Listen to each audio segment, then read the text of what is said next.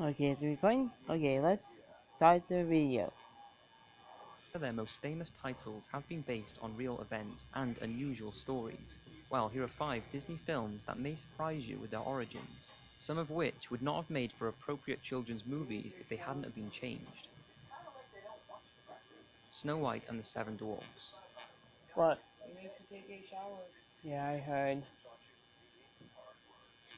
When the 1937 film Snow White and the Seven Dwarfs was released, it was a huge hit and was the first of now many princesses for Disney. We are all familiar with the story. It's about Snow White living with her jealous stepmother, who orders her huntsman to kill the princess. But unable to face killing Snow White, he lets her free in the forest where she lives with the 7 dwarfs.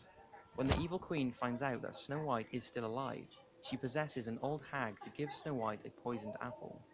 When she takes a bite, she is thought to have died and lays motionless, until a prince finds her and kisses her, bringing Snow White back to life, and they live happily ever after.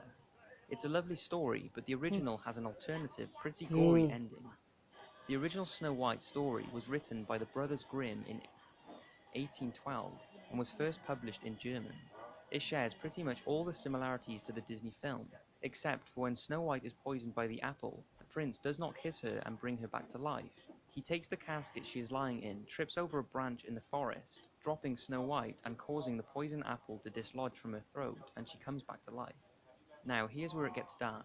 They then arrange a huge wedding, inviting every king and queen in the land. The Wicked Queen accepts the invitation, not realizing it's her stepdaughter's wedding. And when she arrives, she is made to wear a pair of shoes that are glowing red hot, and is forced to dance until she drops dead. This was her punishment for trying to kill Snow White.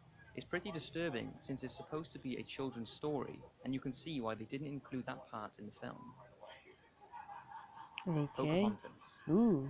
This Disney film was perhaps one of the most controversial of the Disney princess films, mainly because it was based on a true story, but was changed so much that many believe it took historical liberties with its portrayal of Pocahontas, straying too far from the facts to make it into a children's film.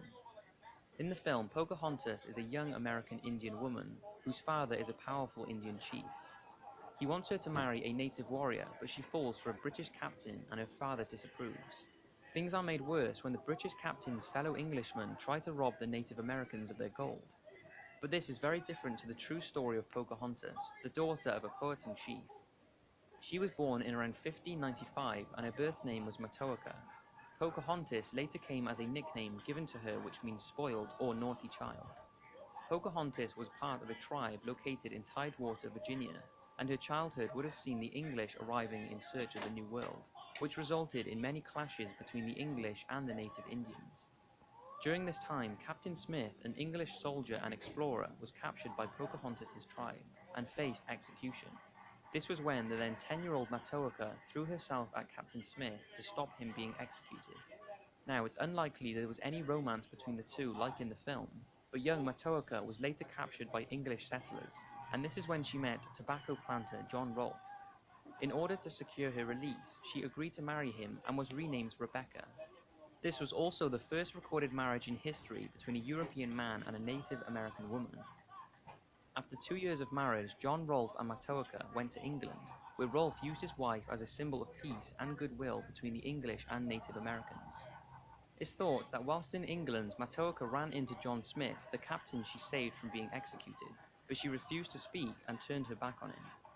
Unfortunately for Pocahontas, whilst returning by ship back to Virginia, she became ill and was taken off the ship at Gravesend, England, where she sadly died at the age of 21. Aww. There was a lot of suspicion that her death was caused by poisoning, but this has never been confirmed. It's just crazy to think that when watching the film that it's loosely based on real historical events. Okay.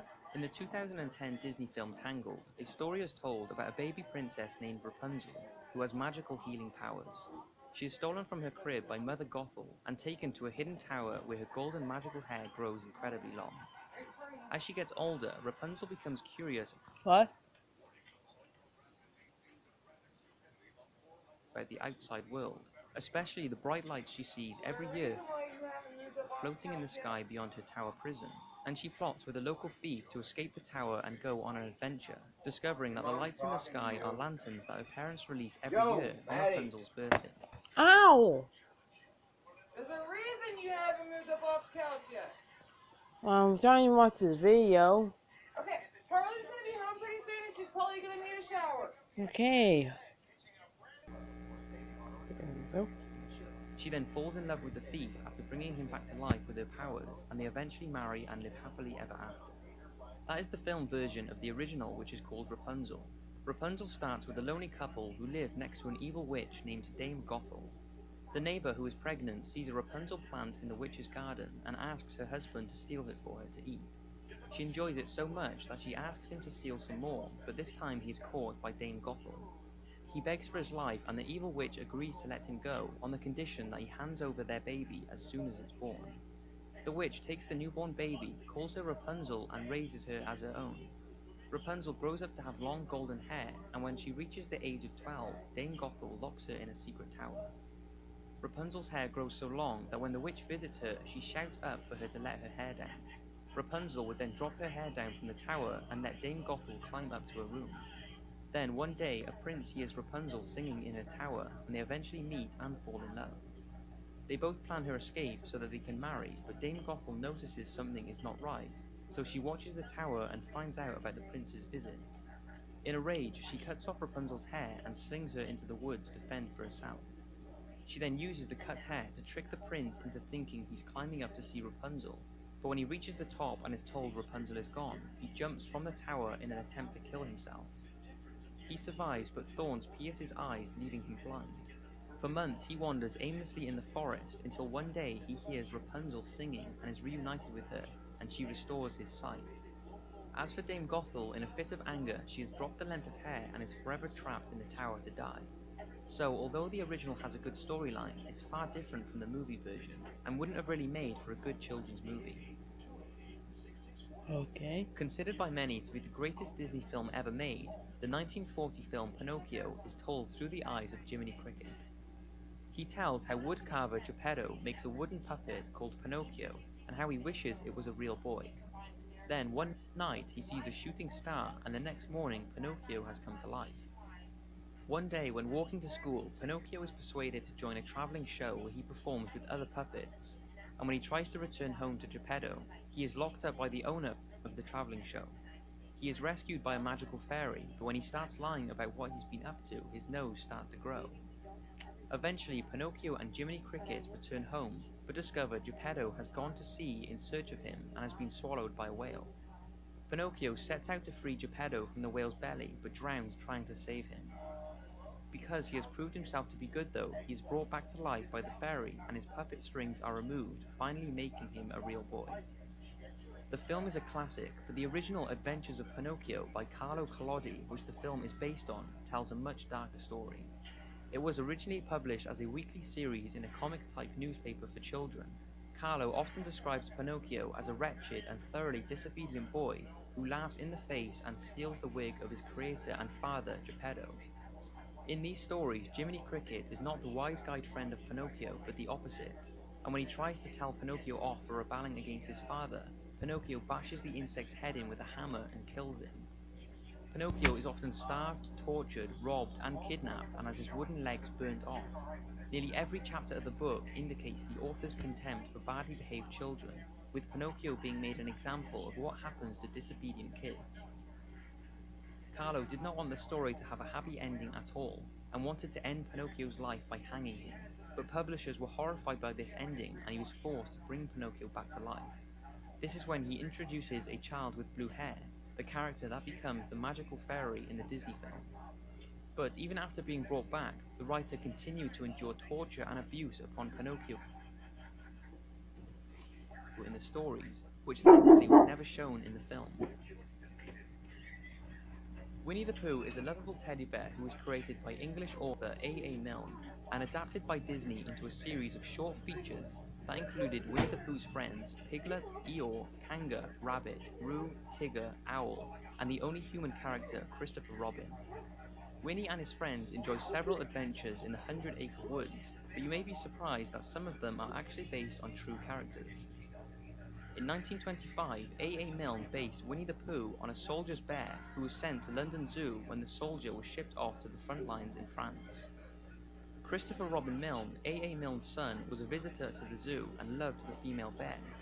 He named his teddy bear Winnie the Pooh, and this created the inspiration for his dad to create the yellow bear we all know of today. So Winnie the Pooh was based on the bear, and Christopher Robin was based on A. Milne's son, Christopher Robin Milne. But behind the laughter and fun, Winnie the Pooh and his friends are thought to have a deeper meaning to their characters. Now, this was never confirmed by the creator, but is a widely believed theory by many, and when you hear it, it definitely makes you wonder. It's thought the characters all show traits of mental disorders, and here are the psychological profiles of them. Winnie the Pooh is thought to suffer from a range of mental disorders. His careless and dreamy nature and disregard towards rules point to a form of inattentive attention defect hyperactivity disorder. Also, his obsession with honey and willingness to risk everything to get it indicates to some he is suffering from impulsivity with obsessive fixations. Piglet is thought to suffer from generalized anxiety disorder. His general nervousness and low self-esteem contribute to his stuttering speech and the irrational anxiety he displays. The owl seems to be dyslexic as he spells things jumbled up and in the wrong way. Tigger is unable to control his constant bouncing and has an extremely impulsive nature. Despite this, the others are drawn to him as he is very sociable, but by association they risk getting themselves in trouble due to his behaviors. Some say this is a classic sign of ADHD. Some say Kanga shows signs of social anxiety disorder. She is an overprotective, super-organized mother and is obsessed with controlling little Roo, preventing him from making his own decisions. Kanga also tries to mother Tigger in much the same way, feeding him and looking after him, although she is unable to control him. The rabbit, who is over-organized and obsessed with having everything in the right place, has led people to believe that he is suffering from OCD. Eeyore, the downcast donkey who has a negative spin on everything, seems incapable of getting any joy out of life, and is definitely suffering from some kind of depression. And finally, Christopher Robin, with his wild imagination and stuffed toys as best friends, is thought to have created all the characters in his own head, and they represent all the feelings he is actually experiencing. Some believe Christopher is suffering from schizophrenia. But this wouldn't be the first time something like this has happened in a children's movie. Alice in Wonderland has long been linked to a person experiencing a drug trip, with many thought to be drug references throughout. Although this, like Winnie the Pooh, has never been confirmed by the creator that this was their intentions. So maybe it's just people being silly and looking into things too much, or maybe it was A. Milne's intention to add more character to the stories. Whatever you think, don't let any of this take away from these incredible Disney films. I hope you've enjoyed the video, and I'll see you next week for another one. Okay, bye.